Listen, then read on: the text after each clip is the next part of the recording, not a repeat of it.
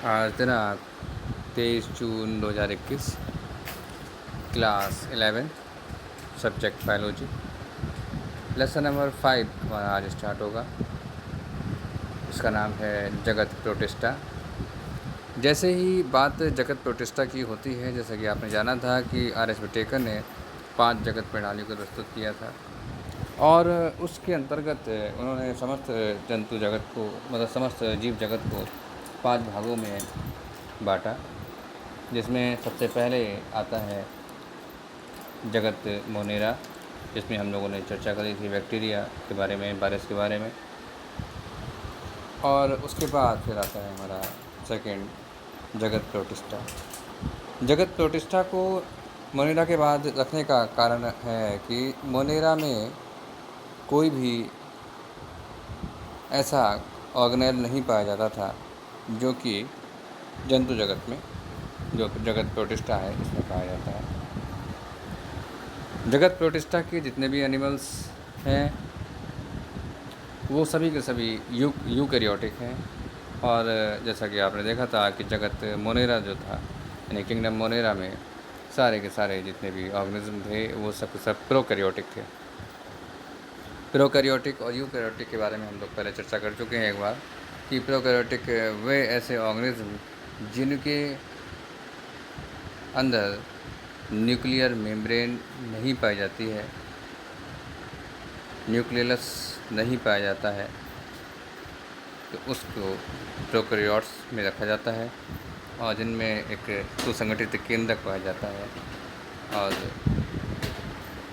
एक well developed nucleus present होता है।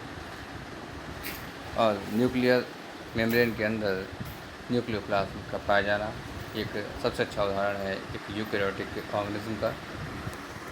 तो इसमें आप देखेंगे कि कुछ जीव ऐसे हैं, मतलब सारे ही जीव लगभग सब ऐसे हैं जिनमें जो है न्यूक्लियर मेम्ब्रेन है, न्यूक्लियस है, और न्यूक्लियस के अंदर जो क्रोमेटिन या क्रोमेटिन मटेरियल है वो पाया जाता है।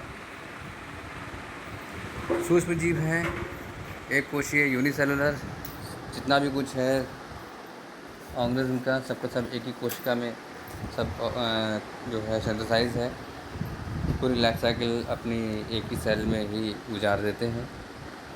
और कुछ ऐसे भी जीव हैं जिनमें 2 न्यूक्लियस पाए जाते हैं, इनके एग्जाम्पल हैं पैरामीशियम।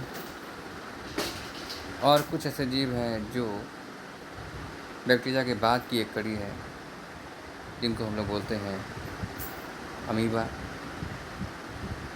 तो चाहे अमीबा हो, पैरामीशियम हो, यूग्लिना हो, एंटामीबा स्टोरेटिका हो, एंटामीबा कोलाई हो, एंटामीबा जिंजीवैलिस हो, ये सारे के सारे जीव जो है जगत प्रोटिस्टा यानी किंगडम प्रोटिस्टा के अंतर्गत आते हैं। आज का जो हमारा टॉपिक है वो है अमीबा। देखिए, जब बात अमीबा की होती है तो हम बात करते हैं कि अमीबा क्या है। अमीबा एक सूक्ष्म जीव है जो तालाबों, पोखरों, नदियों, नालों, स्वच्छ जल में, गंदे कीचड़ में, सब में पाया जाता है। आपको हर जगह लगभग मिल जाएगा कि ये इसका जो इसका जो बायोलॉजिकल नेम है वो है अमीबा प्रोटियस। एक जलीय प्रोटोजोवन है, या कह सकते हैं कि नम स्थानों में पाया जाने वाला। अगर आप कहेंगे कीचड़ में, तो क्या नम स्थान है, सादी तल के जोड़ों, नदियों, नालों, कीचड़ आदि में पाया जाता है। यह जंतुओं के समान वनस्पति, बैक्टीरिया आदि का भक्षण करता है। यानी जो ये भी क्या करता है, ये प्रेडेटर है, ये पैरासाइट है, यानी कि ये क्या करता है, ये दूसरों पर डिपेंडेंट है, इसलिए जंतु श्रेणी में आता है। इसको पहले जंतु जगत में रखा गया था, लेकिन बाद में इस जो पूरे के पूरे एक फाइलम को जो है चेंज कर दिया गया, किसमें, किंगडम में, किंगडम प्रोटिस्टा में चेंज कर दिया गया।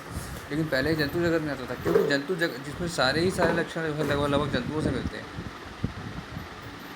जंतुओं की तरह जो है श्वसन करना, पोषण करना, उत्सर्जन है, सारा कुछ जो है जंतु से है, यानी कि होलोजोई है। तो शरीर अनियमित होता है। आप यहाँ देख रहे होंगे इसका जो बॉडी स्ट्रक्चर है, आप कहोगे कि सर ये कैसा है, तो ये गोल है।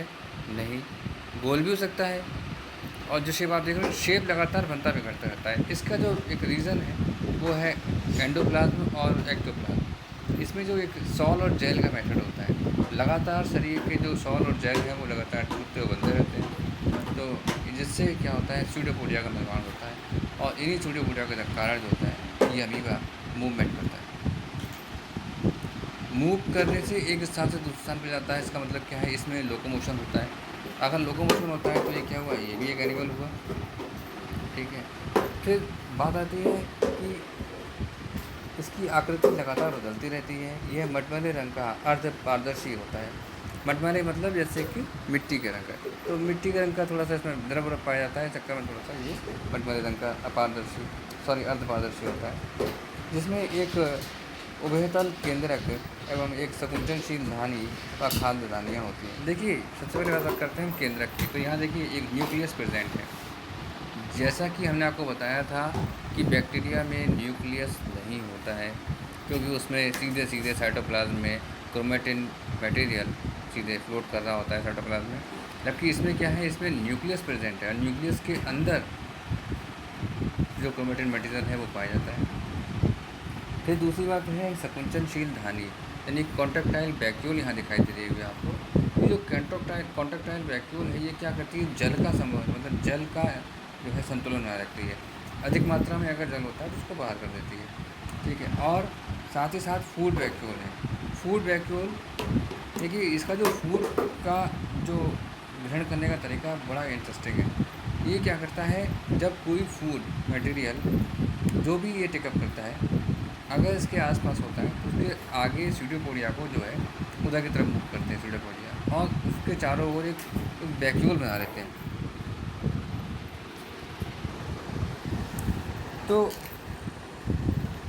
यही फूड वैक्यूल क्या करती है, अपने अंदर जो है फूड को प्रिजर्व कर लेती है, और बाकी जो अपचित जो फूड है या फिर जो जो नहीं डाइजेस्ट हो पाता है, उसको जो है फिर स्यूडोपोडिया के द्वारा ये बाहर निकाल दिया जाता है।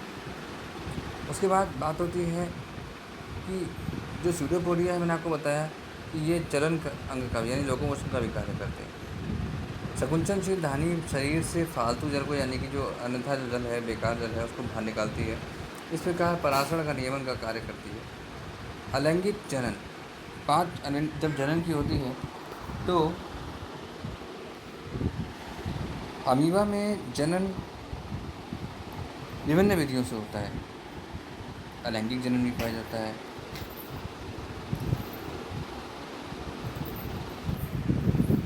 अलैंगिक जनन में अगर आप देखेंगे तो यानी एसेक्सुअल रिप्रोडक्शन इसके अंदर मोस्टली पाया जाता है, और इसमें भी क्या है, बाइनरी फ्यूजन है और मल्टीप्लिकेशन, मतलब यानी कि आप देखोगे ना तो ये मल्टी न्यूक्लिएट भी हो जाता है। देखिए, सबसे पहले हम बात करते हैं तो बाइनरी फ्यूजन क्या होता है। बाइनरी फ्यूजन में क्या होगा, ये जो अमीबा है ये केंद्रक से दो भागों में डिवाइड होगा। केंद्रक से, बात समझिए, केंद्रक से दो भागों में डिवाइड हो जाएगा, और केंद्रक जो है इनलार्ज होकर पहले टूटेगा, उसके बाद जो सेल है वो आधी आधी बढ़ जाएगी। उसमें जितने भी कॉन्ट्रैक्टाइल वैक्यूल्स हैं या जो भी ऑर्गेनेल्स हैं जिसमें पाए जाते हैं, ठीक है, फूड वैक्यूल्स हैं या कॉन्ट्रैक्टाइल वैक्यूल्स हैं, वो सबके सब आधी आधी बढ़ जाएंगे। तो इस प्रकार से दो अमीबा बन जाते हैं। जब हम बात करते हैं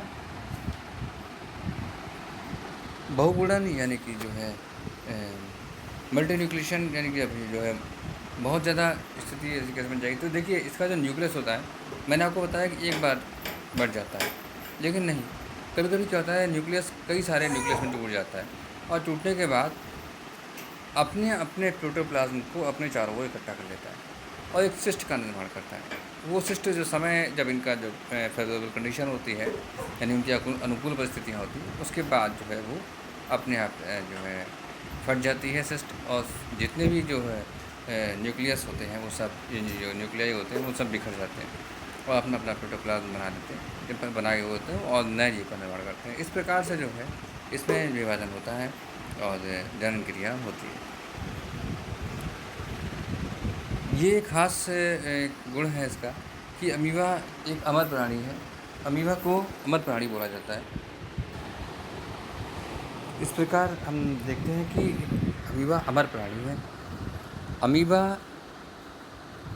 अपनी पूरी लाइफ साइकिल कंप्लीट करता है और लगातार डिवीज़न करता रहता है, और इसका जो मैच्योर प्रोटोप्लाज़्म होता है वो बाद में डिवाइड होकर नए जो जीव है उसका निर्माण करता है। इस प्रकार से सतत क्रिया चलती रहती है। तो इस प्रकार से ये कहना कि वो अपनी जो लाइफ है कंप्लीट कर लेता है, ये मुश्किल है, और इसलिए अमीबा को एक अमर प्राणी कहा जाता है। तो आज का टॉपिक जो था अमीबा, इसको आप लोग नोट करिएगा, डायग्राम बनाइएगा ये, और ये बहुत ही अच्छा डायग्राम के बाद पूछा जाता है अमीबा के बारे में, जिसको आप लोग नोट कर लीजिएगा। Thank you so much.